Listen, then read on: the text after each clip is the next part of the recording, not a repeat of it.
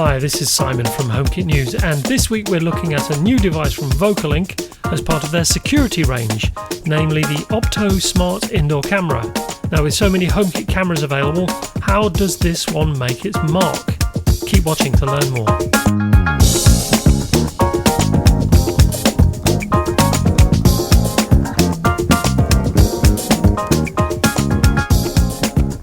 So before we open this one up, I'd like to just give you an overview of the Opto itself.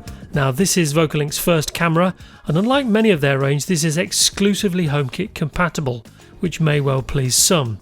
It also has pan and tilt functionality, making it only the second HomeKit camera to have such an option. The packaging spells out most of the things the Opto does, many of which you'll find on other HomeKit cameras, which are as follows. Now, many of these are part of the HomeKit Secure Video set of functions, so in some ways there's not much to distinguish it, but it does have two-way audio, something the Eufy pan and tilt does not, for example. VOCOlinc also attempt to highlight the privacy aspect of this camera, being that the Opto is exclusively HomeKit compatible. That's the overview done with, so let's have a look what's in the box. First off is the Opto, which is only 4 inches or 110mm tall. Now, here are the specs for the camera, so feel free to pause the video at this point. The Opto has a 3 megapixel camera recording in 1080p at 30 frames per second and uses a 2.4 GHz Wi-Fi connection as standard, so no 5 GHz unfortunately. It does work with 100 to 240 volts though, so it's suitable for pretty much everywhere. The Opto does feel light but reasonably well built. The underside allows the Opto to be mounted to a ceiling, with the rear having a power port which is USB-C. Hurrah! Other than that, it's fairly nondescript, as it should be. You also get some paperwork which includes a manual in English and French. Now, there's a copy of the HomeKit code included on the back of this booklet in case you need it. Next, we have a 2-meter power cable, which as already mentioned is USB-C, which I'm rather happy about. The other end is USB-A as standard, which plugs into the included USB power supply. The one I have here is the North American Type A version, but you should get one suitable for your region included, of course. Although as it's a standard type of USB power supply, you can probably use one you already have. The final part is the mounting bracket, for want of a better word, that allows the camera to be mounted upside down. The company provides 2 screws and accompanying raw plugs, and you simply screw the plate to the surface and then twist the camera onto the plate and into place, as you can see here. All very simple and straightforward. Now let's have a closer look at the Opto itself. On the front, where the camera is, above the lens, is a light sensor. Now, this is not exposed to HomeKit, however. Below the lens is a microphone to pick up audio, obviously, and surrounding the lens are 4 infrared LEDs to aid the night vision option. Now, unlike some cameras, these LEDs are invisible, so VOCOlinc seems to have done a good job of hiding them. As already mentioned, this is a pan and tilt camera, so the Opto can pan 350 degrees in the horizontal plane and 117 degrees in the vertical. I'll go into that in more detail in a bit, but first let's have a look at the rear of the camera. Aside from the HomeKit code, removed in this case, there's an audio speaker in the centre, and below that, all grouped together, are a reset button, a USB-C port for power, and a recessed hole containing a status LED. In terms of dimensions, the camera is only 110mm tall and 80mm wide and deep. When it comes to the 350 degree panning coverage, you might think you might be missing out on some of the image itself, but as the camera has a 107 degree field of vision anyway, everything in a 360 degrees radius is actually covered, as demonstrated here.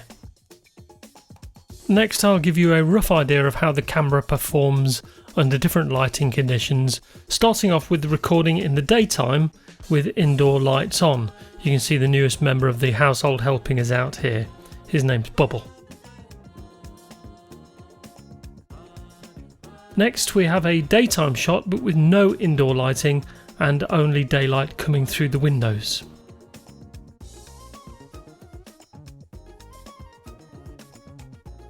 This third example was shot in the evening with indoor lighting on. Now, the camera angle is slightly different, but it's essentially the same shot. This next clip is to demonstrate the camera switching from normal mode to night vision when indoor lighting in the living room is turned off. Now, you can see some visual artifacts in the image, but that seems to be something common to many cameras. This clip is with night vision fully on and all lights off. Now you can see some light reflected on the glass cabinet, which is actually the infrared LEDs from another camera, so it's not a standard light source. This final clip is to demonstrate pan and tilt being used in the VOCOlinc app. I'm manually controlling the camera here, as at present there's no motion tracking. You may also notice here that the camera reveals that it's partially inside the camera housing, as the camera can be manually put into privacy mode, which we'll talk about later. Moving on to app control, and starting off in the Apple Home app, there are no real surprises, and everything you would expect to see in a HomeKit compatible camera with HomeKit secure video is present, including two-way audio, recording timeline, as well as intelligent motion detection. You can see in my timeline a pet has been detected when I scrub back through the recording timeline. It may come as no surprise, of course, to find that the VOCOlinc app offers a bit more control over the camera. Now this includes control over the pan and tilt functionality of the Opto, which isn't available in other apps.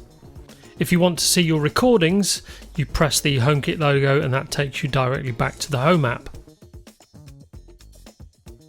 Just like with the Home app, you can go full screen if you wish, and all the same controls are available as a semi-transparent overlay. Also, just like the Home app, you get control of the speaker and microphone, which allows for adjustment of the individual relevant levels. The talkback mic, when held down, shows a basic animation to let you know when it's working, and there's a separate zoom control that allows you to zoom in up to 3 times. If we move over to the settings section, you get further options, including a horizontal timeline of motion events, a last motion notification, and even a detailed list of all motion events. Scrolling down further, there's a privacy mode switch, a vertical flip switch, and an option to correct any potential flickering caused by a frequency mismatch between the camera and lighting.